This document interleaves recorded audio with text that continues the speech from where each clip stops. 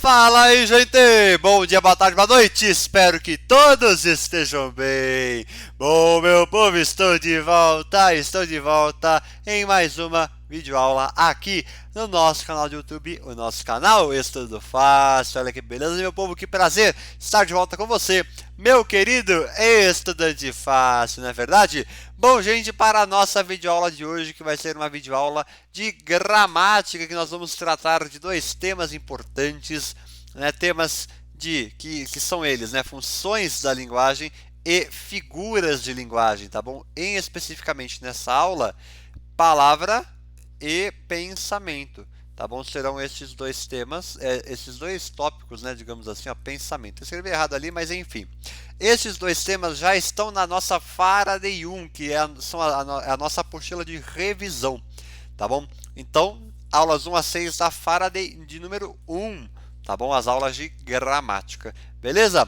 Tranquilo? Então, hoje nós vamos ver esses dois temas, beleza? E olha, para você que ainda não é inscrito no nosso canal do YouTube, nosso canal Estudo Fácil, já se inscreve, deixe o seu like, ative as notificações e também compartilhe com seus amigos para que eles venham estudar conosco, beleza? E também não se esqueça de seguir o nosso Instagram, @estudo.fácil, tá bom? Que é por lá que você acompanha tudo que eu posto semanalmente, às segundas, quartas e quintas, fechou? Tranquilo, meu povo? Então hoje vou passar brevemente pela teoria de funções da linguagem, tá bom? Figuras não vou passar porque já tem resumo, então eu vou deixar o link na descrição para você ir lá acessar, que vale a pena, tá bom? E aí eu vou passar brevemente pelas funções, que é um tema que cai bastante, principalmente no Enem, tá bom? E aí a gente vai partir para esses exercícios, tá bom? São 10, 5 de funções, 5 de figuras. Fechou? Tranquilo? A gente pratica isso daqui e já encerra com chave de ouro. Tranquilo? Então bora soltar a vinheta do canal e a gente parte para a conversa. Então simbora, meu povo!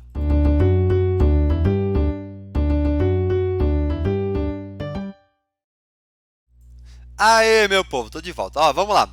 Aviso também, caso você fique com alguma dúvida em algum exercício, me mande pelo WhatsApp, não, desculpa, pelo Instagram, @_estudo.fácil. Beleza?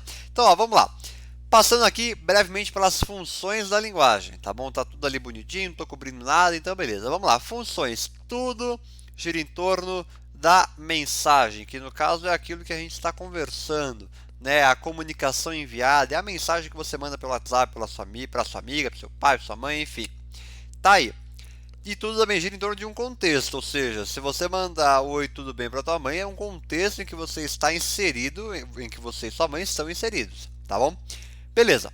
Nessa mensagem nós temos a pessoa que mandou e a quem se dirige, certo? Então o remetente, que é aquela pessoa que mandou a mensagem, que é quem está falando, tem a função emotiva, que é voltada para a primeira pessoa, e também nós temos aquela função conativa, que é a função do destinatário, ou seja, a função de quem recebe a mensagem que foi enviada, que é pela função poética. Função poética foca naquilo que se diz, na forma com que se diz. Fechou? Isso que é importante. Destinatário, então, função conativa é a quem se fala, com quem eu estou falando, tá bom? Só que quando eu mando a mensagem, eu estou falando de alguma coisa. No caso, é o referente, é o assunto da mensagem. Então, é a função referencial, tá bom? Então, é de quem se fala, é o assunto que valoriza muito a terceira pessoa, tal. Também tem resumo disso daqui lá no Drive, que eu vou colocar aqui para vocês na descrição. Então vamos passar por esse quadro aqui, eu acho super importante.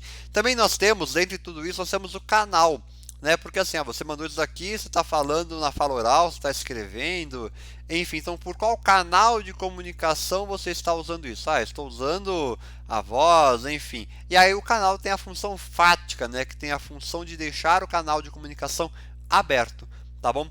Portanto, o canal é o próprio veículo transmissor da mensagem que foi enviada a alguém, né, enviada por alguém a alguém falando sobre algo. Olha que beleza. Porém, dentre tudo isso, de lá para cá para lá, não sei o que, nós temos o código que foi utilizado. Ou seja, eu utilizei língua portuguesa, inglesa, espanhola, francês. O que eu usei? O código é o sistema de signos, a linguagem que você usa, querendo ou não. Função metalinguística ou a metalinguagem, tá bom? Que é quando o código é usado a favor dele mesmo. Fechou? Passei aqui brevemente pelas funções, tá bom? É importante você conferir o resumo que está aqui embaixo, tá bom? Foi um resumo que eu fiz faz tempo, assim, lá para 2020 eu fiz esse resumo, mas vale a pena, tá valendo, a matéria é a mesma, tá bom? A matéria é a mesma. Beleza? Tranquilo, meu povo? Então partiu o exercício? Simbora, mas antes disso eu vou tomar uma água, mas já vamos partir para o exercício, hein? Vamos lá. Questão aqui que não é de vestibular, mas nos diz o seguinte. O trecho a seguir é uma passagem do livro A Língua de Eulália. Este livro aqui, ó. Este livro o pessoal da minha escola leu, né? Alguns leram e, enfim, peraí, só caiu uma folha aqui. Pronto, já peguei.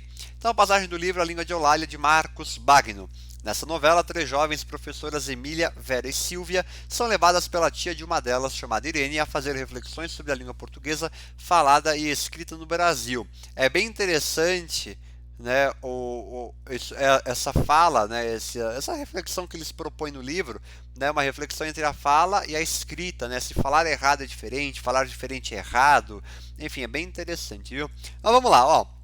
A fala a seguir é um depoimento de Emília, tá bom. Antes de terminar a escola nacional, eu trabalhava numa livraria. Um dia um senhor entrou na loja, se dirigiu a mim no balcão e perguntou: aqui tem orelhão? Eu respondi: não, mas logo ali na esquina tem. Pensava que ele queria telefonar. O freguês olhou para mim, sorrindo e explicou: não, não é orelhão, é orelhão, aquele dicionário grande. Só então eu entendi que ele queria comprar um Aurelião, quer dizer, o dicionário do Aurélio Buarque de Holanda Ferreira, em formato grande. Vera e Silvia sorriem, achando graça da história. Irene permanece séria. Na época eu também achei muito engraçado, retoma Emília, e tive pena do pobre homem que não sabia falar direito. Olha lá, isso também é uma coisa que eles comentam muito no livro, né? O que é falar direito? Né? Mas hoje tenho consciência de que naquele episódio a burra fui eu, que não sabia que estava dialogando com uma pessoa que usava uma variedade de português diferente da minha. Tá bom. Pergunta se no caso do episódio relatado a língua está sendo usada por Emília principalmente com que função?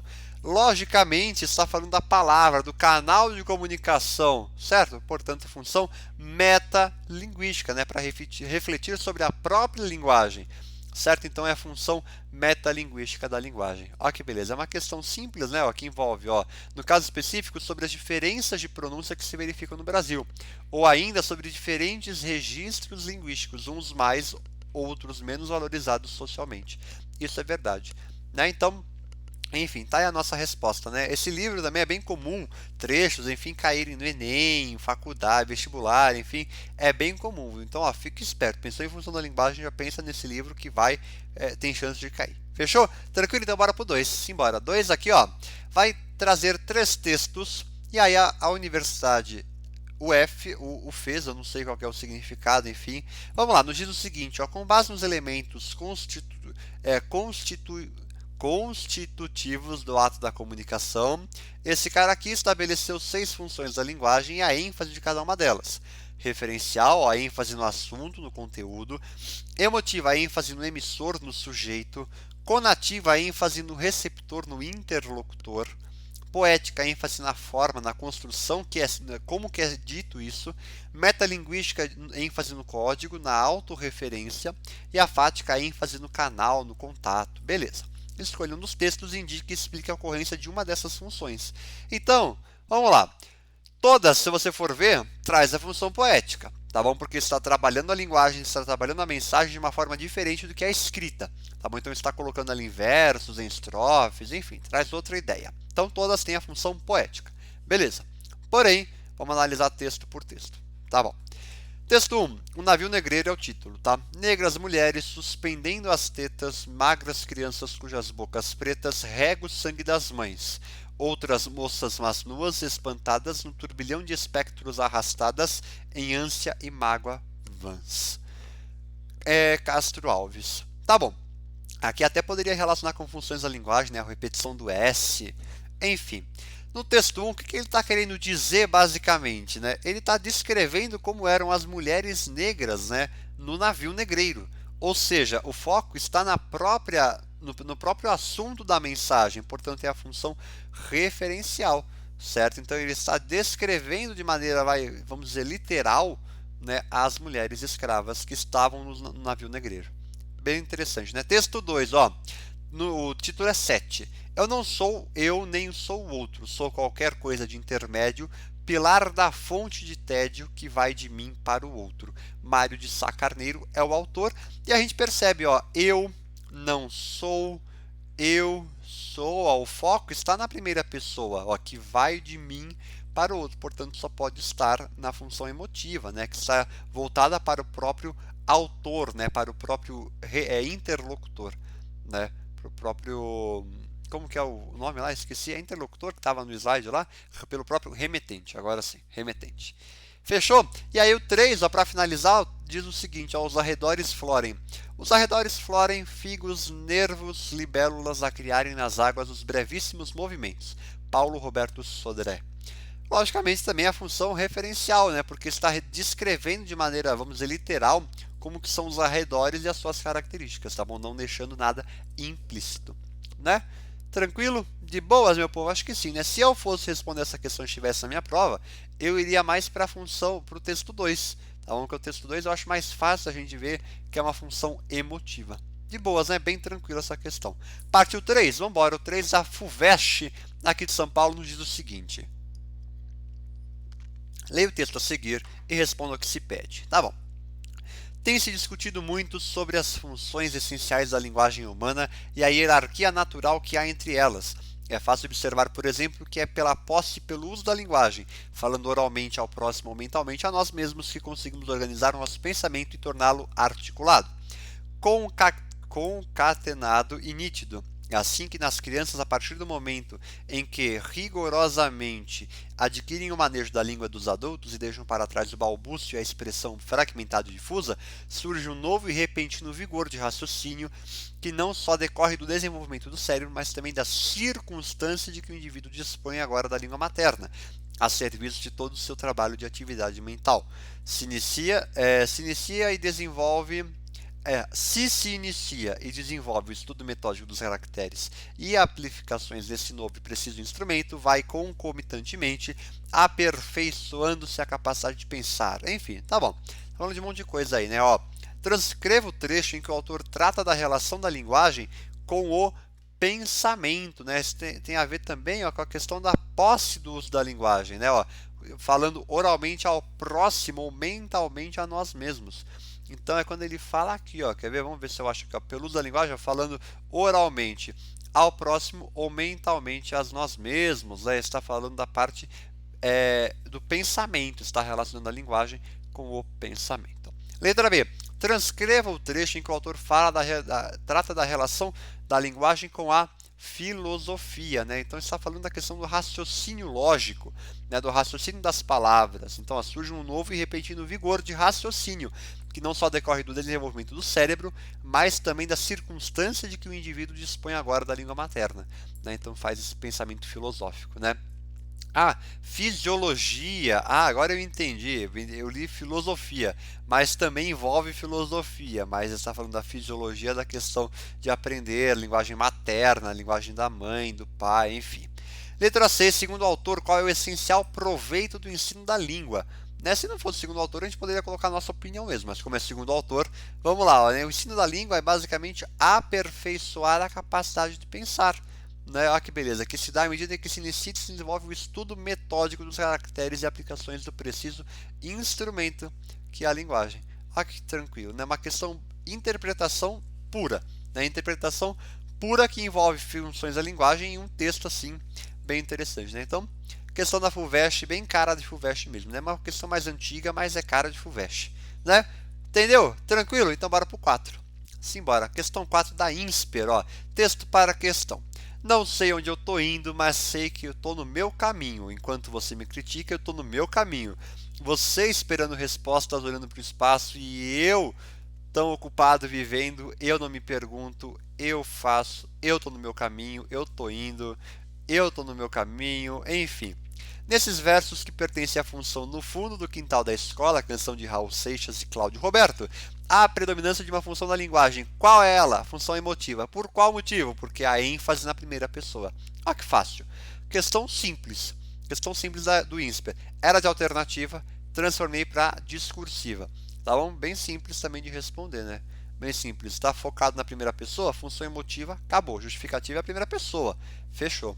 Tranquilo? Então bora pro 5. Vamos lá. 5 do Enem de alternativa, tá bom? Peguei aqui pra gente ver como é que cai isso aí nas alternativas, tá bom? Se eu não me engano, acho que era em 2020. E aí, você resolve numa boa, né? Vamos lá, ó. Os processos de integração comunicativa prevêem a presença ativa de múltiplos elementos da comunicação, entre os quais se destacam as funções da linguagem. Nesse fragmento, a função da linguagem predominante é. Bom, a gente lê, né? Eu vou ler aqui um pouco, mas não vou ler inteiro, porque senão a gente perde muito tempo. Então vamos lá, ó. Vou-me embora para Pasárgada, foi o poeta de mais longa gestação em toda a minha obra. Vi pela primeira vez esse nome Pasárgada, enfim, está falando Pasárgada, ou seja, está falando da própria palavra, ele está explicando esta palavra, portanto só pode ser a letra C. Né, ó, pois ao relatar o processo que deu origem ao poema Itinerário de Passárgada, Manuel Bandeira tece comentários sobre o fazer poético. Então, além de falar sobre a palavra, está falando como é fazer o poema. Né? Ó, senti na redondilha a primeira célula de um poema e tentei realizá-lo, mas fracassei. Está falando sobre o fazer poético, a dura, dura vida de fazer poesia. Né? Então, consequentemente, usa a metalinguagem sobre o fazer poético. Então, ele está escrevendo um texto sobre como fazer uma poesia, digamos assim. Né? Então, é isso, por isso, função metalinguística da linguagem. Fechou? Bem tranquilo? De boas, né? Bem tranquilo. Então, ó, função da linguagem a gente já acabou aqui, tá bom? Exercícios aqui bem simples, né? Bem tranquilos. Esse tema é bem tranquilo também de cair, assim, é bem de boas. Então, agora partiu figuras. Vamos lá. Questão 6. Unicamp, aqui de São Paulo, explica o que o autor identifica como um interessante paradoxo. Vamos lá, vou ler o primeiro parágrafo aqui. Ó. Os turistas que visitam as favelas do Rio se dizem transformados, capazes de dar valor ao que realmente importa. Observa a socióloga Bianca Freire Medeiros, autora da pesquisa Para Ver os Pobres, a construção da favela carioca como um destino turístico. Ao mesmo tempo, as vantagens dos confrontos e os benefícios do lar são reforçados por meio da exposição à diferença e à escassez. Em um interessante paradoxo, o contato em primeira mão com aqueles a quem vários bens de consumo ainda são inacessíveis garante aos turistas seu aperfeiçoamento como consumidores. O que ela identifica como um interessante paradoxo? Né? Vou ler toda a resposta aqui, depois a gente trabalha em cima. Basicamente, né, o paradoxo é a sua opinião, certo? Então, o que ele diz? O que ela fala? Né? O primeiro parágrafo estabelece uma oposição explícita entre escassez e abundância, né? Confortos e privação disso, ou seja, aqueles que têm dinheiro e aqueles que não têm. Né? Por isso que a pesquisa dela, ó, Para Ver os Pobres, a construção da favela carioca como destino turístico. Tá bom? Então teve o destino turístico, são aqueles que têm dinheiro para viajar e vão para a favela, onde está concentrado, em sua maioria, algumas pessoas mais pobres, né? Aquelas pessoas que não têm não tem uma abundância de dinheiro e tudo mais, tal. Então, o paradoxo ele é estabelecido por meio do confronto entre ser e parecer, porque o turista constrói um parecer de que ele mudou sua escala de valores por ser capaz de dar valor ao que realmente importa. Só que a socióloga Bianca Freire Medeiros afirma que não houve essa transformação, porque o turista, ao tomar contato com a miséria característica das favelas, reforça o que? As vantagens, os confortos e os benefícios do lar. Olha que questão que dá para relacionar com história, com geografia. Tem uma crítica bem interessante aqui, né? Bem interessante. É bem legal essa questão, né? Traz uma reflexão bem legal, né? Então, questão assim, pode cair, acho que é interessante falar sobre isso, esse interessante paradoxo, é bem interessante, olha que beleza. Tranquilo? Então bora pro 7, meu povo, simbora, 7 da FUVEST aqui de São Paulo, ó. Uma flor ainda desbotada ilude a polícia. Ah, peraí, lembrando uma coisa, o paradoxo, ideias opostas, tá bom? Ideias opostas, então beleza. FUVEST, então vamos lá. Uma flor ainda desbotada ilude a polícia, rompe o asfalto, faça um completo silêncio, paralisem os negócios, garantam que uma flor nasceu.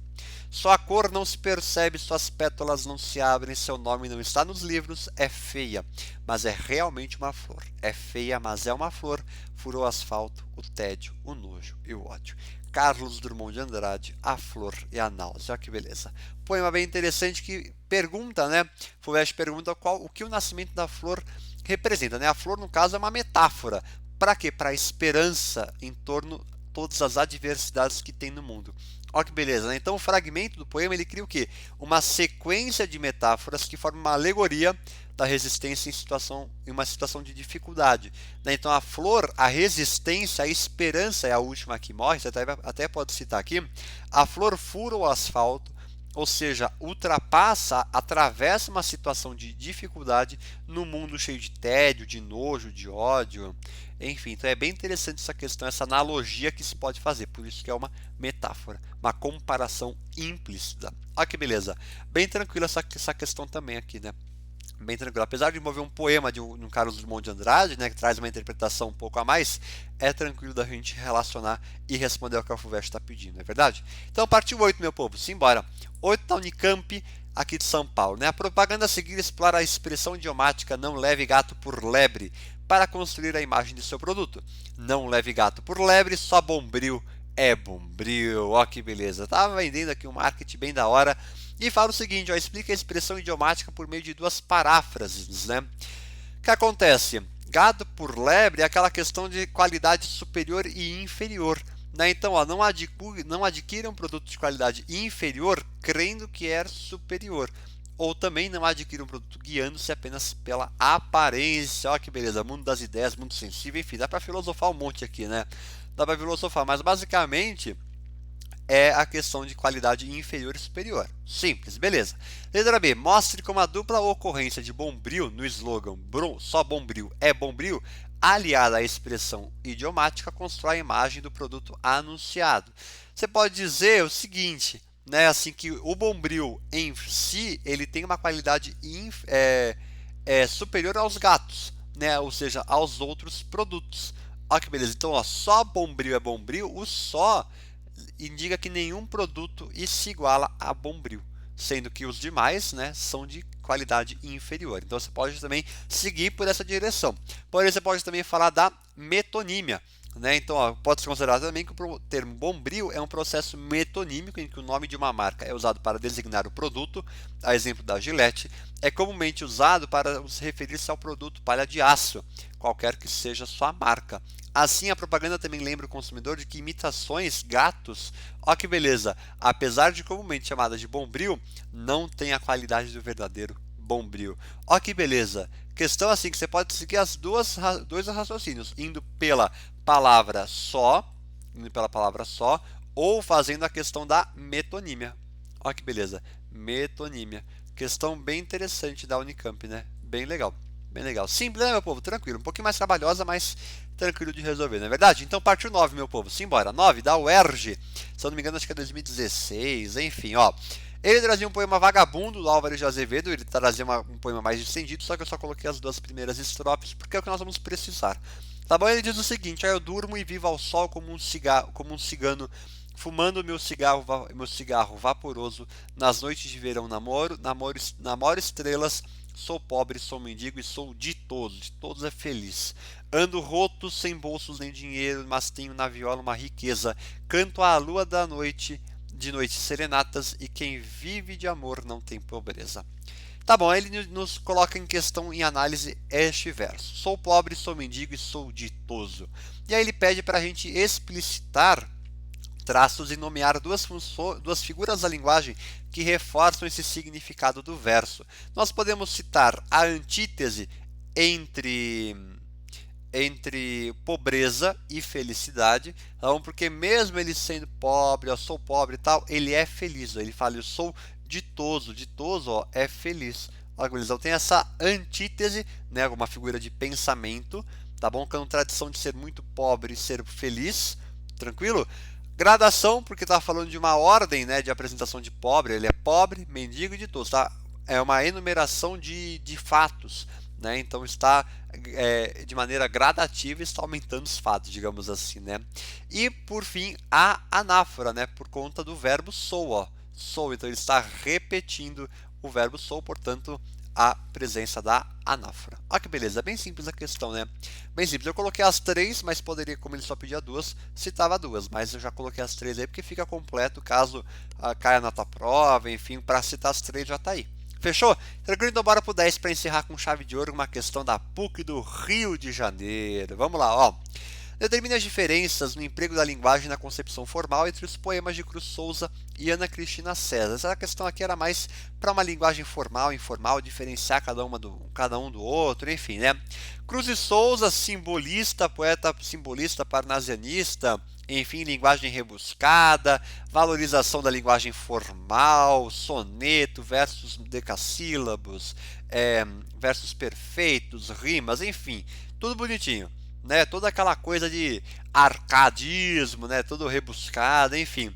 E aí, se você ler o poema da Ana Cristina César, traz uma linguagem completamente diferente, uma linguagem informal, próximo da coloquialidade, né? Do português falado, daquele que está daquele que está no nosso cotidiano, né?